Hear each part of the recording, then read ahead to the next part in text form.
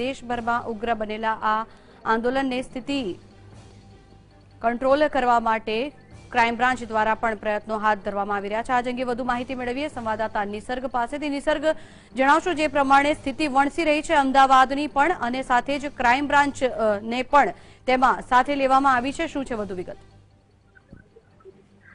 બિલકુલ કે જે પ્રમાણે દલિત સમાજનું જે આગેવાનો દલિત સમાજના લોકોનું આંદોલન હતું, એટ્રોસિટી એક્ટને લઈને જે બદલાવને લઈને આંદોલન હાથ ધરવામાં આવ્યું હતું, જે મામલે હાલ અત્યારે સારંગપુર વિસ્તારની અંદર સ્થિતિ વણસી ચૂકી છે, જેમાં દુકાનોની અંદર લૂંટફાટ પણ મચાવવામાં આવી છે। જે સમગ્ર મામલે અમદાવાદ ક્રાઇમ બ્રાન્ચનો સ્ટાફ સારંગપુર ખાતે ખડકી દેવામાં આવ્યો છે અને હાલ સારંગપુર વિસ્તારમાં સારંગપુર બસ સ્ટેન્ડની પાછળના ભાગમાં જ હાલ કોમ્બિંગ હાથ ધરવામાં આવ્યું છે અને એક વિસ્તારોને ઝીણવટપૂર્વક તપાસણી પણ કરવામાં આવી રહી છે, જેમાંથી 2 શખ્સોની હાલ અમદાવાદ ક્રાઇમ બ્રાન્ચે અટકાયત પણ કરી છે।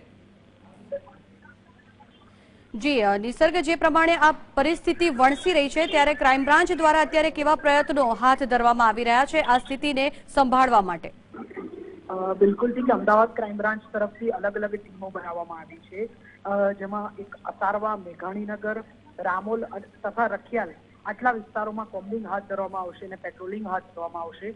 પરંતુ ચુસ્તપણે હાલ અત્યારે સારંગપુર બસ સ્ટેશનની જે પાછળનો જે વિસ્તાર છે, સમગ્ર જે સિંધી બજાર કહી શકાય, તેની અંદર હાલ અત્યારે અમદાવાદ ક્રાઇમ બ્રાન્ચે કોમ્બિંગ હાથ ધરી છે અને જેટલા પણ અસામાજિક તત્વો જે છે તેમની હાલ અટકાયત કરવાની કામગીરી હાથ ધરી છે।